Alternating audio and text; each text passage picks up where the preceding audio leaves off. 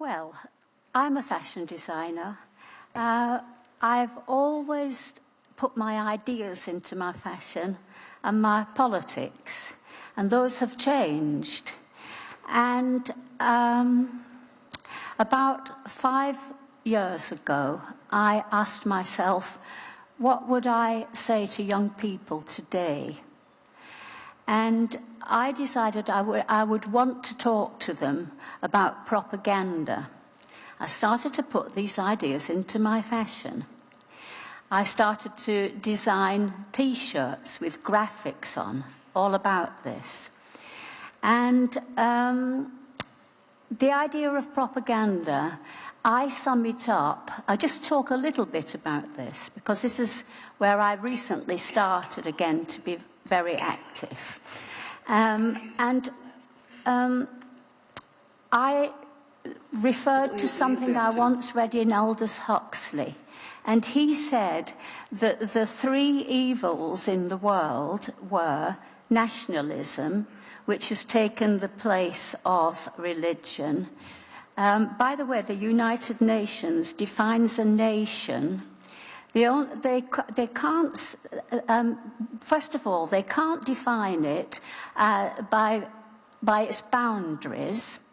They can't define it by its race or its languages. Even Switzerland has got 3 languages. The only thing they decided that a nation had in common was the capacity to go to war.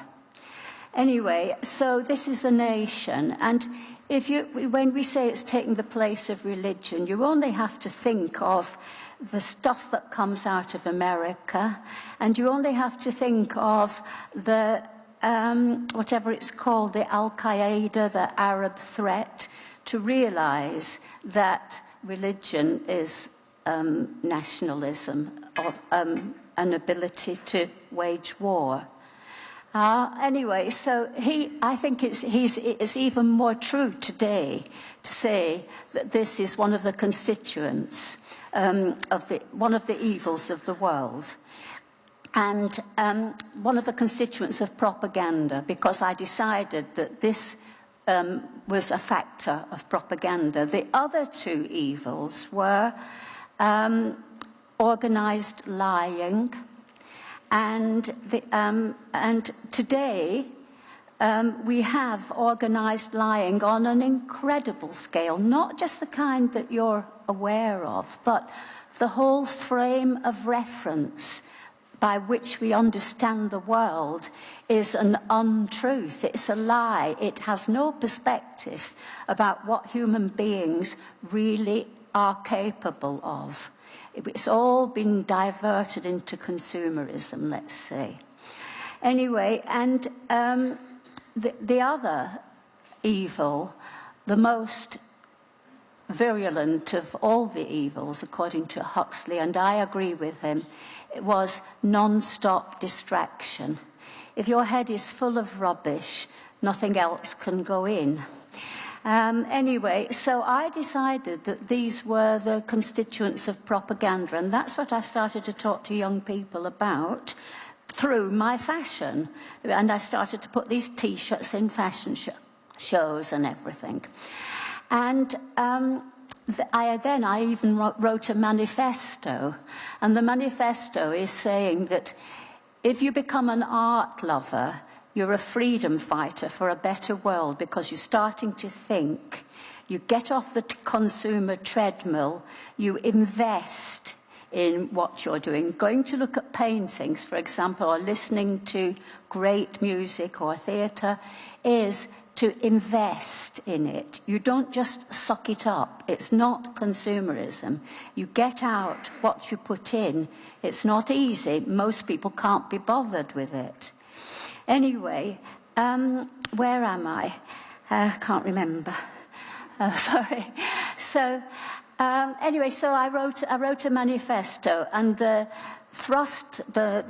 theme of the manifesto is that culture is the antidote to propaganda, and we are dangerously short of culture. And I might have time to talk about it a bit more. I'm not sure. But what happened in the meantime is that I read an interview by James Lovelock.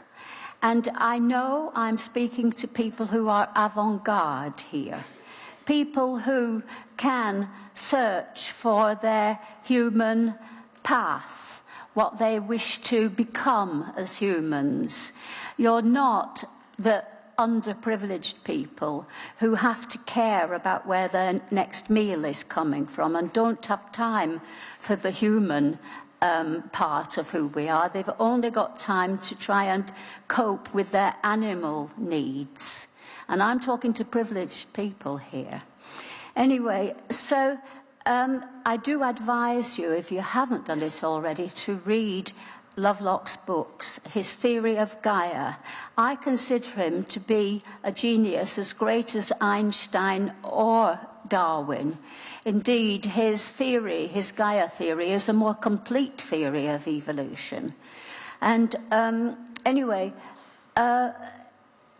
he said that, well, I just explain first the bit of the background. The point is this famous +2 degrees. Once the emissions make the temperature rise to 2 degrees, it is unstoppable.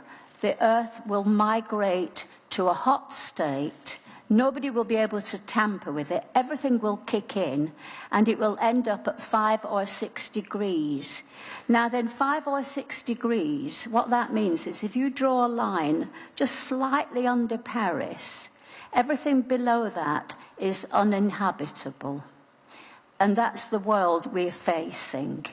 Anyway, but Lovelock thinks we're too late. He thinks we've already, the 2 degrees is already in the pipeline, and that we're not clever enough anyway to do much about it.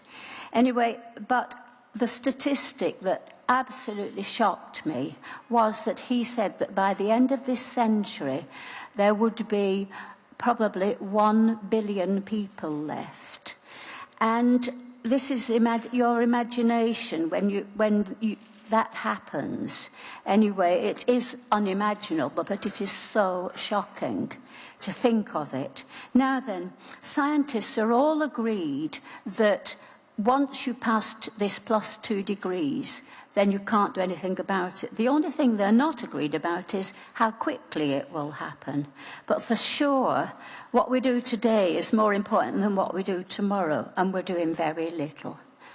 Anyway, and governments don't seem to be doing much at all, except posing to do things, really. Anyway, so I want to tell you what I started to do, because this is the most important thing of what I want to say. What I want to say is that people must inform themselves. What can one person do? The answer is inform yourself. If you think differently because of all this information you're getting, you will behave differently. You'll talk to your friends. You will influence policy. It will make an incredible difference. It will change your outlook on the world, and you will have an effect. You'll start to do something. By the way, if you do start to do something, you'll find that people will join you, or you can already attach yourself to something else. Now then, that's what I did. First of all, I did use my fashion shows to talk about it always. It's great. I do feel that everything is coming together for me, that I can use my credibility in the fashion business to have a voice sometimes and to say these things. And that's why I'm here today. But what did I do? Myself and my colleagues, we searched out what was happening, who was doing stuff.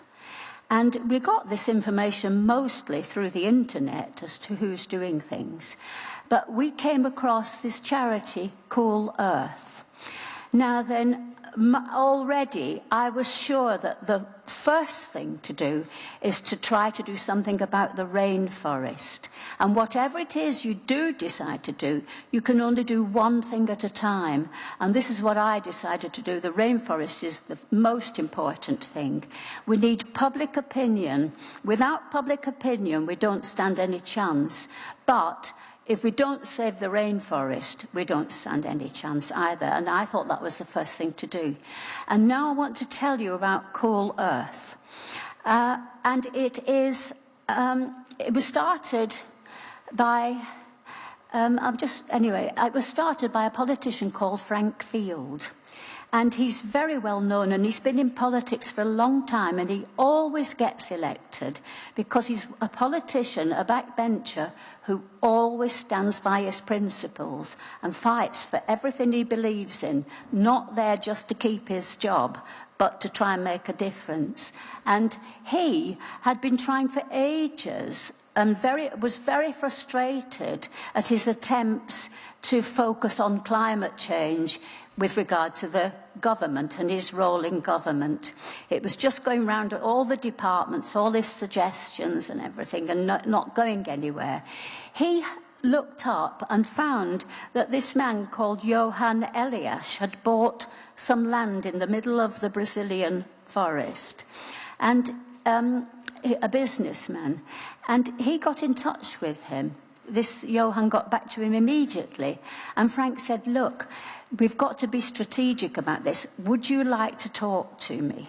And the plan was that they would work with indigenous people to make a firewall around each of the 3 big forests on the equator.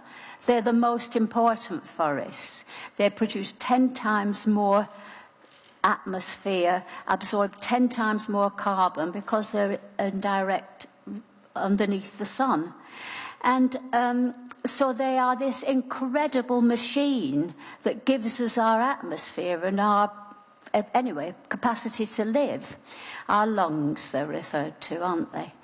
And so if you want to visit Cool Earth, you can see the plan that they have, which is already in place, one village at a time, all linked to stop the loggers getting through, because that is how deforestation happens in the first place. And then other things happen afterwards. But if you stop the loggers coming in, that's it. You protect the forest. And so their plan is cheap. They've costed it all out, projected cost. It's already in place. They have begun. And the total will be, as by my reckoning, according to their figures, about £114 million to save the 3 big forests of the world. Now, then you can compare that about the silly money that we talk about with regard to the banks. Also, a very important philanthropist that I've been talking to had, just before Copenhagen, put together a big team of experts, and they took a long time talking to governments and important powers to try to find out what structures to put in place to save the rainforest. It was always top down like this, not bottom up, which is what Cool Earth is doing. And the figure they arrived at was 30 billion per year forever. I mean, and this is something so practical. Now then, what have I done? I tell you, it's very quick. I had a plan. I took some money out of my own company for the first time. I just tell you that because this is a real plan. The next plan, I talked to some models I know, and I said for the first time, because models often support charitable events and things. Naomi Campbell's Kate Moss said to me, Naomi, give her a mission. She loves a mission, she said. Naomi loves a mission. She's a fighter. She never stops. Anyway, but I asked them, give me money, because I think it's really important that they do that. And they said yes. Anyway, so we started to fundraise. And the big plan would be to get 1 or 2 investors to give more, if possible, of course, because it's such a matter of urgency, and money coming in means that we're all on target for 2020 to save this forest. Anyway, so it's very, very important to involve the general public, for them to get involved, to become much more active in their democratic responsibility to try to do something. And so I want to work on that as well, do events in clubs and all kinds of things to raise awareness, but also to have this publicity that you're going to get from this trick of asking models and famous people to help you, first of all financially. Anyway, so I hope that we manage to do this. The very big idea is that governments, and I hope even the World Bank, will attach themselves to practical projects that are really working, instead of very often not knowing what to do, even when they've been given funds by countries to do things with. It just sits there. So this is the idea. It's people power we're talking about, and that governments must join in. It's never happened before. We've never used our democratic opportunities. You know, we just leave it up to governments, and governments leave it up to business, and we're in this mess. Anyway, so that's more or less what I'm doing, the most important things I wanted to tell you about. And maybe if there's anything else I need to say, it might crop up in the questions later. And I'm ready, I think, to talk to our Chinese colleague, Mr. Zhui. Well, he's called Zhui Lan, so he's Mr. Zhui. And Zhui, I don't know if I'm pronouncing it, I'm a big, big fan of China. Chinese culture is the greatest thing that ever happened, far as we know. And it lasted for more than 1,000 years. China, the same size that it is now, since about 200 BC, it's been that size. And it was a sustainable society. Its culture is the high point of human achievement.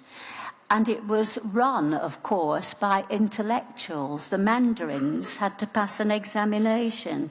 There were scholars, there were artists.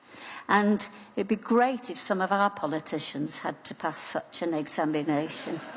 But anyway, so it turned out they had a hierarchy of values, and you have to have that for a sustainable society. Anyway, of course, it was all sabotaged by the things that happened during the 20th century. But I do hope, and I'm sure, that the Chinese outlook, the Chinese attitude to life is really, it can't have changed completely because it was so strong for 1,000 years. By the way, there was cruelty in this sustainable society. There was a sort of almost callous acceptance of the disposability of human life, probably mostly because of the famines that hit every now and again. And of course, and that happened particularly in time of war. The Chinese were a pacific people in this 1,000 years, but of course they were attacked by people every now and again, and dynasties were overthrown. But then those attackers became absorbed in the culture, just in the same way that the Romans absorbed the Greek culture. The Chinese culture was more powerful, and anyway. But my love of China came from Chinese art. I think it's just amazing. Anyway, I'd like to talk to Mr. Lan about finance, probably. Thank you. Wonderful. Thank you very much, Vivienne. Thank you. Please have a seat in the great chair. So, Mr. Lan, that was a wonderful. Your first name is actually Lan. Is that correct? Yes. So, Lan Shui, warm welcome. And before you sit down and for the little chat over here, could you please tell the audience a little bit shortly, just a few sentences about what you do?